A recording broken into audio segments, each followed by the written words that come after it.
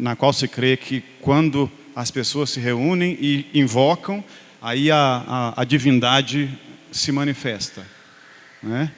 É o contrário. Ele é que nos recebe para o culto. Ele já estava aqui. Então, é o Deus presente, é o povo de Deus aqui reunido e é a palavra de Deus que vai ser pregada. Tem tudo para dar certo. Só tem um problema, né? Que tanto quem fala quanto quem ouve somos pecadores. E tem ruído na comunicação de Deus conosco por causa dessa falha, dessa limitação, mas que Deus já está corrigindo quando nos trouxe para perto dele, né? E um dia a gente vai poder ouvir a voz de Deus sem ruído nenhum, para sempre, né? Nunca mais nós vamos entender tudo o que ele já falou, já tinha falado até então, e dali a eternidade adiante. Por enquanto a gente tem que orar e pedir: Senhor, então nesse momento vem e nos abençoa, nos esclarece a mente, nos ilumine, o mesmo Espírito Santo que inspirou homens para registrar. Então nossa oração nesse momento é essa: que Deus nos abençoe, que Deus nos capacite para entender aquilo que Ele quer falar. Então aquilo que o homem falar e for só do homem, que se esqueça rápido, mas aquilo que for de Deus, que caia em boa terra e produza frutos para a glória de Deus. Eu quero, pensando em igreja, eu quero compartilhar com vocês. Eu vou, não tinha combinado, nem sabia de nada, mas eu vou pregar um trecho de Apocalipse. Não sei se vocês já estão ouvindo Apocalipse, tem dias, mas talvez de uma outra perspectiva.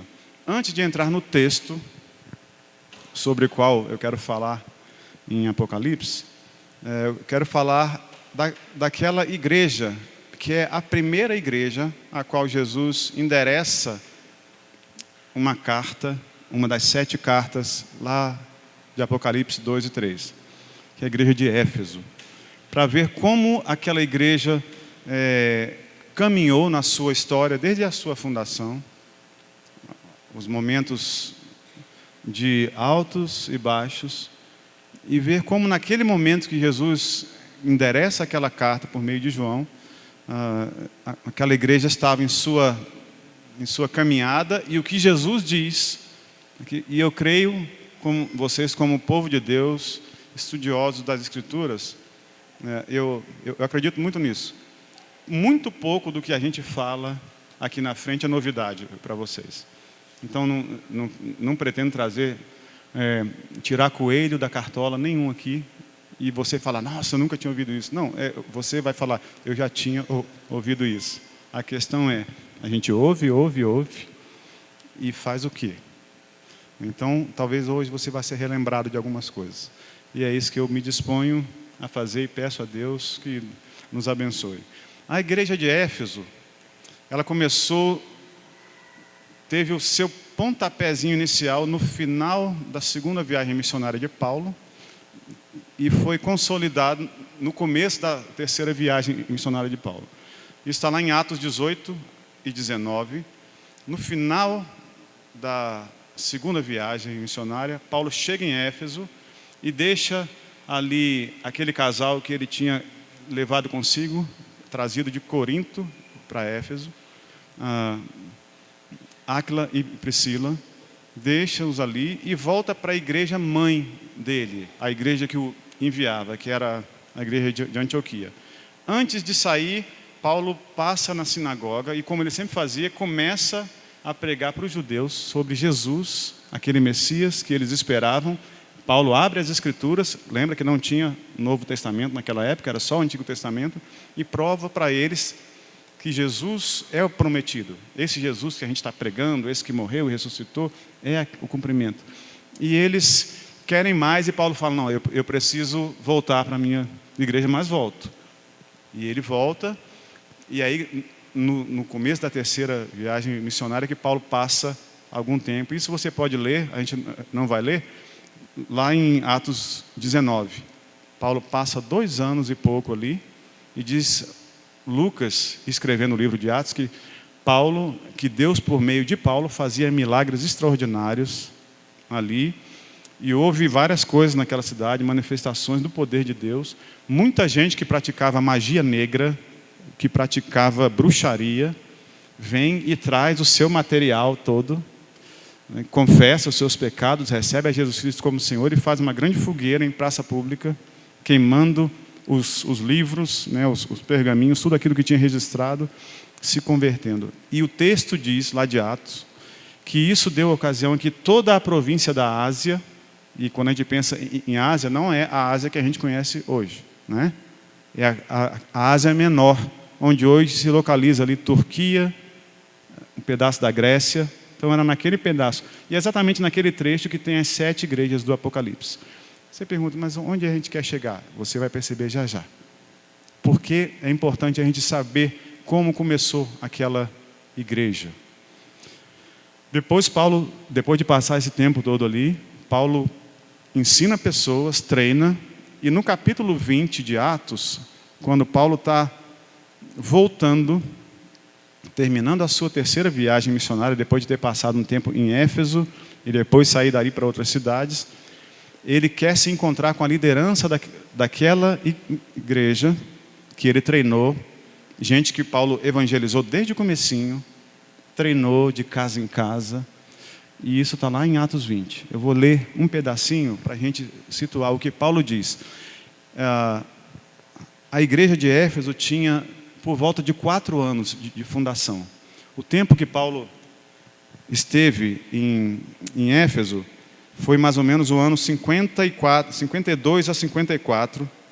Não é 1952 a 1954, não, tá? É 0052 da era cristã. O comecinho da era cristã. Aproximadamente 2 décadas depois que Jesus Cristo tinha morrido, ressuscitado, subido aos céus. Essa igreja já tinha 4 anos quando Paulo... Ele sabia, se eu chegar em Éfeso não vão me deixar sair. Então o que Paulo faz? Descendo por outro lado, desce do navio e manda chamar a liderança daquela igreja. Vocês conhecem essa história. O encontro de Paulo com os presbíteros da igreja de Éfeso no porto de uma cidadezinha chamada Mileto. E é uma cena emocionante. Quando Paulo fala, eu quero falar uma coisa para vocês. Estou indo para Jerusalém e o Espírito Santo me diz que não me espera outra coisa nesse caminho, porque eu pretendo chegar até Roma. Não me espera outra coisa nesse caminho, a não ser prisões, ciladas, açoites, mas Deus está me mandando, eu vou. E Paulo diz para eles, é a última vez que eu vejo o rosto de vocês. E Paulo faz umas advertências que eu quero ler, só para a gente entender quem é essa igreja de Éfeso. Lá, no versículo 28 do capítulo 20 de Atos, quando Paulo fala que não vai mais vê-los, ele faz... Lembra, Paulo está falando para uma liderança de uma igreja que tem 4 a 5 anos de organização. Às vezes a gente leva anos treinando pessoas, né, e elas ainda acham que não estão preparadas, né?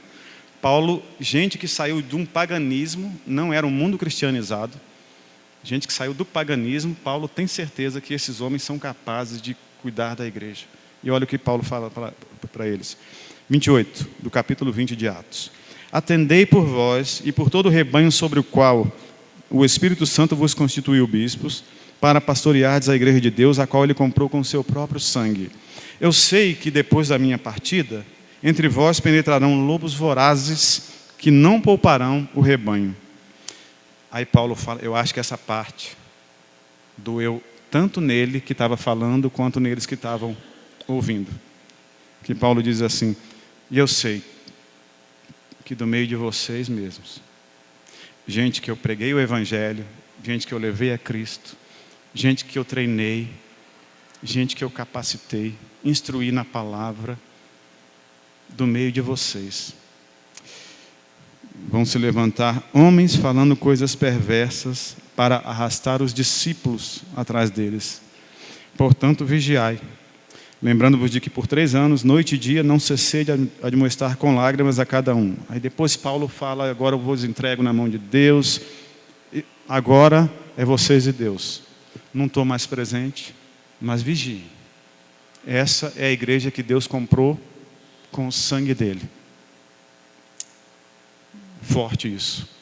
Uma igreja que tem 4 anos de organização, que experimentou, que viu coisas assombrosas de Deus, milagres, sinais, agora está na mão de homens capacitados, que Paulo fala ainda assim, cuidado, porque do meio de vocês pode surgir a heresia, arrastar a gente para longe da fé.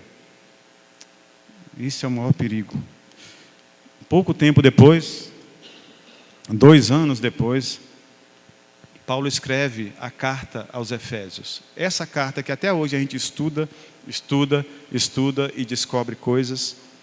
Uma igreja que tem 6 para 7 anos, Paulo escreve uma carta cheia de teologia e crê que eles vão entender. É uma carta que, diferente da maioria das cartas de Paulo, não tem nenhuma repreensão, como a igreja de Corinto, que tem divisão, imoralidade, disputa entre os crentes, questões várias que Paulo responde, escreve uma carta respondendo às necessidades daquela igreja. A carta aos Gálatas, Paulo está dando uma bronca boa naquela igreja que ele fundou, uma igreja que já tinha se desviado do caminho, estava começando a acreditar em outras coisas.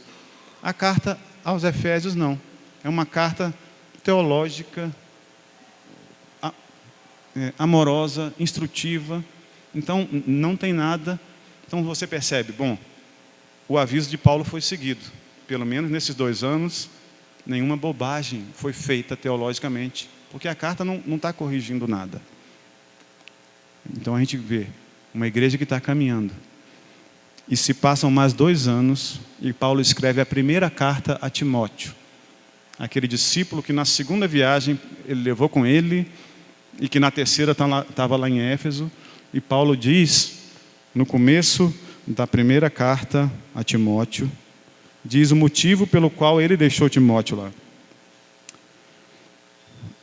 Deixou Timóteo em Éfeso, veja bem, 1 Timóteo 1:3, Paulo diz assim: quando eu estava de viagem rumo da Macedônia, te roguei permanecesses ainda em Éfeso, para admoestares a certas pessoas, a fim de que não ensinem outra doutrina, nem se ocupem com fábulas e genealogias sem fim, que antes promovem discussões do que o serviço a Deus na fé. Ora, o intuito da presente admoestação visa ao amor que procede de coração puro e de boa consciência e da fé sem hipocrisia. Desviando-se algumas pessoas dessas coisas, perderam em loquacidade frívola, falatório sem objetivo, aquelas discussões sem produtos da lei, não compreenderam todavia nem o que dizem, nem os assuntos sobre os quais fazem ousadas asseverações. Parece alguns mestres de Facebook que nós vemos hoje, né? Aquela pessoa que quer dar opinião em tudo, como se soubesse. Paulo fala: Timóteo, eu deixei você aí, porque aquele aviso que eu dei para eles 4 anos atrás, já começou a acontecer. Tem gente querendo levar os discípulos para longe da fé. Então, essa é uma igreja que começa a enfrentar problemas. E Paulo deixa o jovem Timóteo, aquele caipira da cidadezinha pequena de Listra, fraco de saúde, tímido, e Paulo olha e fala: você é o homem que Deus escolheu, né? Ironicamente, para combater hereges, para combater falsos mestres. Essas coisas que Deus faz ecoam aquilo que Jesus falou, que Deus ocultou o reino dos grandes e sábios e revelou aos pequeninos. Timóteo está ali para combater. E agora eu quero ir lá para o texto que nos interessa, Apocalipse 2, nós vamos ler o texto. Eu quis traçar esse histórico para você perceber. Uma igreja fundada por um apóstolo, seus líderes treinados, uma igreja madura, uma igreja que cresce na fé e começa a enfrentar problemas aos 9, 10 anos de idade. E você depois vai ver uma igreja com 42 anos, mais ou menos de idade, 42 a 43 anos. Apocalipse, escrito mais ou menos no ano 95. E Jesus Cristo, então, diz isso.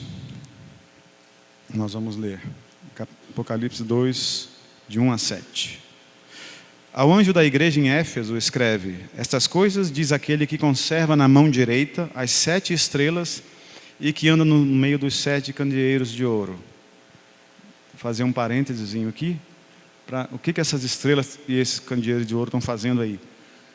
Pouco antes, João disse que quando ele viu Jesus, João está exilado numa ilha por causa do testemunho de Jesus, velhinho, perseguido pelo evangelho, jogado numa ilha com outros presos políticos.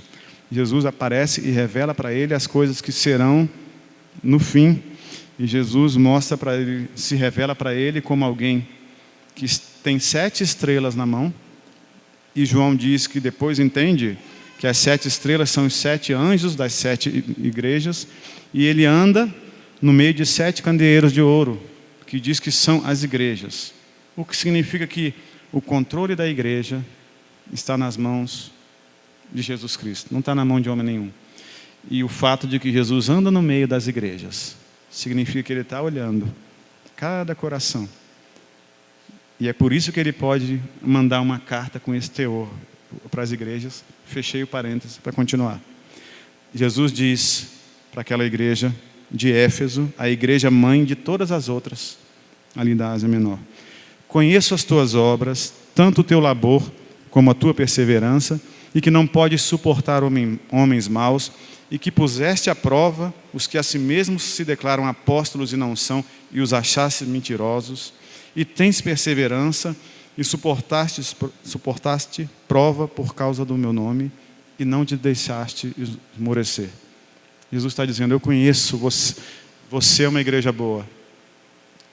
Mesmo tendo enfrentado os falsos apóstolos, aquilo que Paulo previu, quase 40 anos antes, você está firme. Jesus fala: você é uma igreja que trabalha, uma igreja operosa, e uma igreja que testou os falsos apóstolos. Quando eles apareceram, você abriu a Bíblia e falou: vamos conferir? E os achou mentirosos. Você é uma igreja boa de doutrina.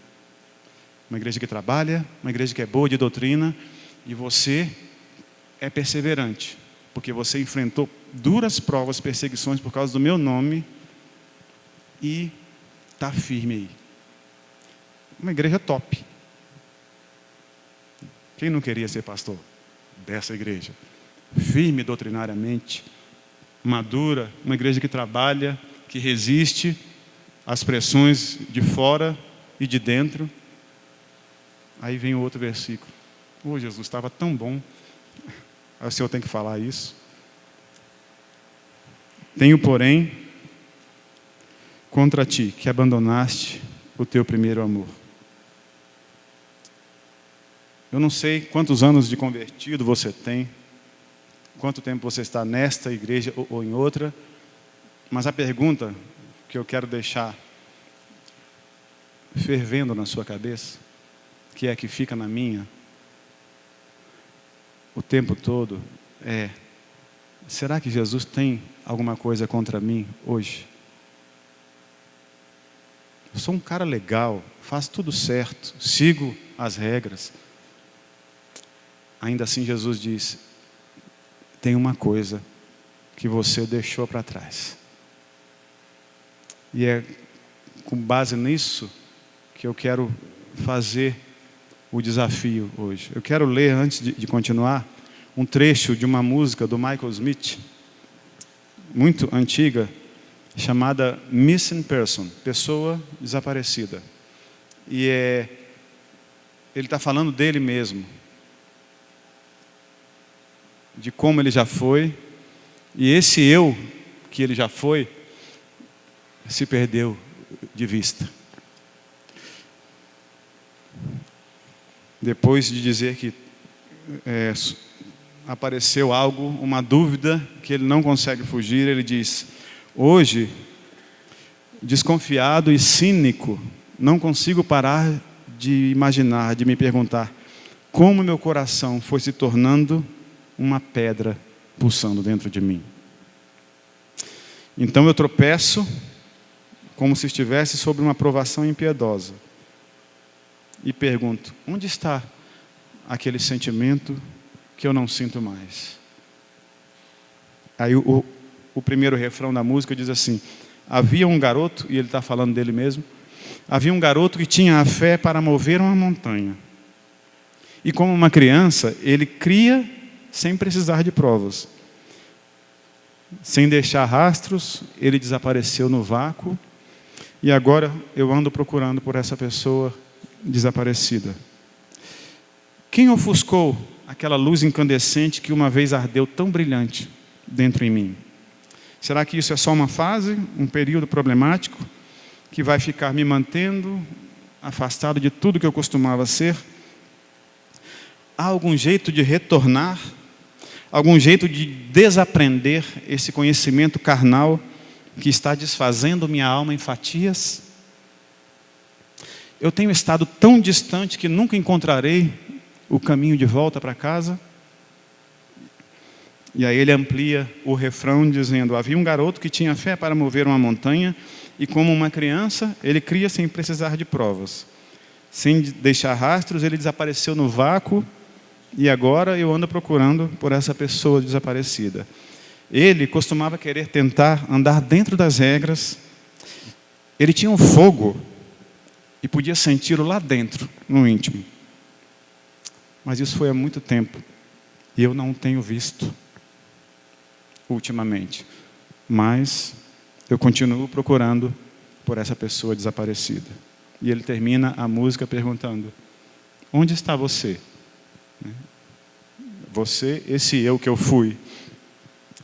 O que Jesus está questionando aquela igreja boa, aquele povo bom de trabalho, aquele povo bom de teologia, aquele povo bom até de suportar perseguição, é que o primeiro amor ficou para trás. E sempre que, desde pequeno, as pregações que eu sempre ouvi, tratam desse primeiro amor como aquela coisa que a gente sentiu no dia ou na época em que se converteu. E que você depois vai se acostumando com o dia a dia da igreja e vê que os outros também não são tão fervorosos assim. E você vai se adequando e aquilo vai se esfriando. E a gente chama aquilo de primeiro amor e diz: a gente deixou o primeiro amor para trás. E é verdade. Até certo ponto, isso é verdade. Mas o que Jesus fala em seguida, Jesus pronuncia a solução para quem está afastado daquilo que já foi.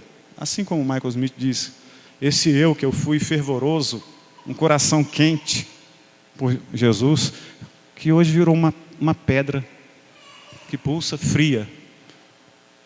Jesus dá uma receita, é uma palavra perigosa para a nossa época, mas Jesus dá um caminho. Jesus pronuncia 3 imperativos para quem quer retomar uma vida alinhada com o primeiro amor. Aquela igreja tinha obras, porque lembra a primeira frase que Jesus fala ao anjo da igreja de Éfeso e escreve. A primeira frase é: conheço as tuas obras. No final do versículo, lá embaixo, Jesus vai falar assim: volta à prática das primeiras obras. Era uma igreja que tinha obras, mas as primeiras tinham ficado para trás. E Jesus faz uma conclamação. Primeiro ele faz uma reclamação: eu tenho contra ti, apesar de tudo que é bom, que você deixou o seu primeiro amor. Você tem obras, mas não primeiras obras. Você tem amor, mas não primeiro amor. E Jesus dá esses 3 imperativos. O primeiro está aí: lembra-te, porém, de onde caíste. Está aí no versículo 5. Depois de dizer: tenho contra ti que abandonaste o teu primeiro amor, Jesus diz: lembra-te, pois, de onde caíste. Lembrança, quando a gente está longe, é o exercício da memória, é o exercício mental, o exercício do intelecto, que envolve a vontade também. Mas é aquele tipo de exercício que o filho pródigo praticou quando estava olhando os porcos se deliciarem com a sua comida e salivando, porque o texto diz que ele queria comer aquilo, mas ninguém lhe dava nada, nem aquilo ele podia comer. E aí, a expressão que a gente usa no nosso tempo quer dizer, pelo menos no nosso tempo, caiu a ficha. Gente, o funcionário mais simples na casa do meu pai come de escorrer. Eu sou filho, estou aqui nessa situação. Eu vou voltar. Nem que seja para ser tratado abaixo do menor dos funcionários. E a gente conhece a história do filho pródigo. Mas a cura começou quando a ficha caiu. Lembra-te de onde caíste. Faz um exercício para lembrar onde foi que você se desviou da rota do primeiro amor. Uma figura que assustadoramente bela é a do navio. Se você tiver que chegar num porto do outro lado do oceano, que está em linha reta, e você desviar 1 grau aqui, você nem viu a minha mão fazendo assim, né? Um pouco. Sabe o transferidor das aulas de geometria? 1 grau. Aquela coisinha pequenininha.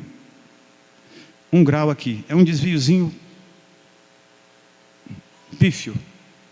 Mas você vai parar no final da viagem. Se você ia para o norte da África, você vai parar no sul. 1 grauzinho de desvio pode te levar para longe daquilo que você devia ser. É isso que Jesus está dizendo. Lembra de onde caíste. Pode ter sido um sonho realizado, algo que você queria tanto, queria demais e Deus deu. Nossa, que bênção! Você vem para a frente da igreja, conta a bênção e de repente aquela bênção começa a ser o primeiro amor, em vez de Jesus que deu a bênção. Um relacionamento, aquela pessoa linda, maravilhosa, que passou a ser o primeiro amor, e Jesus foi descendo na lista. Uma carreira, um objeto, uma realização, um filho. Jesus está dizendo, lembra? Onde foi o ponto em que você desviou 1 grauzinho da rota, porque você está indo em outra direção? É isso que Jesus disse. Lembra-te de onde caíste. Lembra onde foi o ponto. Submeta isso à prioridade de Jesus. O segundo imperativo de Jesus a gente conhece bem a palavra, virou até filme, né? Recentemente, metanoia. Arrepende-te. Mude a direção. Mude a sua mente. Lembra de Romanos 12, 1 e 2? Quem lembra? O 12 principalmente. Depois de dizer que você deve apresentar o seu corpo em sacrifício vivo, sendo agradável a Deus. Como é que se faz isso? Por uma renovação de mente. A mudança da mente que desemboca numa prática nova, onde você retoma aquele 1 grauzinho que desviou. O arrependimento é isso, é a mudança de mente, é a volta, é a correção da rota. É isso que Jesus está dizendo para aquela igreja, e está dizendo para essa igreja, e diz para mim e para você individualmente todos os dias. Põe a cabeça para funcionar, arrepende-se, né? Arrepende-te. Se você percebe que se desviou, é isso que nós devemos fazer. Um comentarista chamado Warren Wiersbe diz que a igreja que perde o seu amor, em breve perderá a sua luz não importa o quão doutrinariamente sólida ela possa ser. A ameaça que Jesus faz no final, depois que ele diz: lembra-te, pois, de onde caíste, arrepende-te e volta à prática das primeiras obras, Jesus diz: se não acontecer isso, vou vir, venho a ti e moverei do seu lugar o teu candeeiro, caso não te arrependas. Jesus não está falando de perda de salvação aqui. O que Jesus está dizendo é que a gente pode perder a utilidade. A gente pode perder o propósito de vida. A gente sabe pela história que pelo menos durante alguns anos e séculos a igreja de Éfeso deu ouvidos à repreensão de Jesus. Porque a igreja de Éfeso durou até o século XI. 10 séculos no mesmo lugar lá. Ela perseverou. Primeiro imperativo de Jesus: lembra-te de onde caíste. Segundo, corrige a rota, volta para o caminho. E o terceiro, que na nossa tradução diz: volta à prática das primeiras obras. O texto original diz, ele está escrito desse jeito no português para fazer mais sentido para a gente. Mas ele diz assim: pratica as primeiras obras. Por isso que dá essa ideia de volta. O que Jesus está dizendo é: sabe aquelas coisas que você deixou de praticar? E não é tanto uma questão de cronologia. Pode ser que tenha sido lá no começo da conversão, mas pode ter sido semana passada, pode ter sido ontem, quando alguma coisa entrou na frente de Jesus. Porque o que Jesus está dizendo não é simplesmente algo muito distante no passado, mas é algo que é para ser a primeira coisa da lista: o amor a Ele, e que por causa das outras vai sendo deixado. Isso acontece comigo sempre. E todo dia eu tenho que ouvir Jesus dizendo: lembra, arrepende-te e pratica as obras do topo da lista. Põe as coisas em prioridade. Que é isso que Jesus está dizendo. Você tem obras, mas as primeiras obras, aquelas que evidenciam o primeiro amor, você deixou de praticar. Que pode ser a vida de oração, o tempo com Deus, o serviço, não o labor extenuante apenas, porque essa igreja fazia isso, mas Jesus conhecia o coração. Ele é aquele que anda no meio dos candeeiros e conhece o coração e sabe por que você se envolve tanto com as coisas da igreja e também porque você às vezes deixa de se envolver. É isso que Jesus está dizendo: eu conheço tudo. Então lembra, porque você deixou o seu primeiro amor. Eu não sou mais o seu primeiro amor. Então pratica as primeiras obras. Sabe aquelas que você foi deixando para baixo da lista? Orar, ler a Bíblia, frequentar a igreja, servir. Eu posso fazer tudo isso sem ser por amor. Meu Deus, o que Jesus está pedindo é: corrija o seu amor e as obras vão fazer sentido.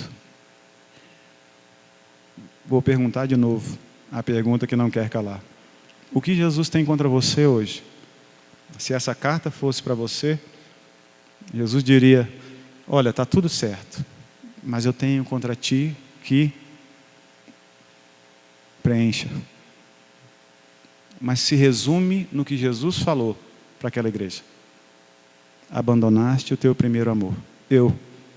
Jesus está dizendo, aquele fervor do começo, ou aquele fervor que era para ser, foi sendo substituído por outros amores, pessoas, coisas, objetos. Para algumas igrejas é a construção, para outras é a figura de quem está na frente. Ama tanto aquela pessoa que Jesus é o segundo da lista. Para uma mãe pode ser um filho, para um homem pode ser o carro zero, a carreira, o trabalho.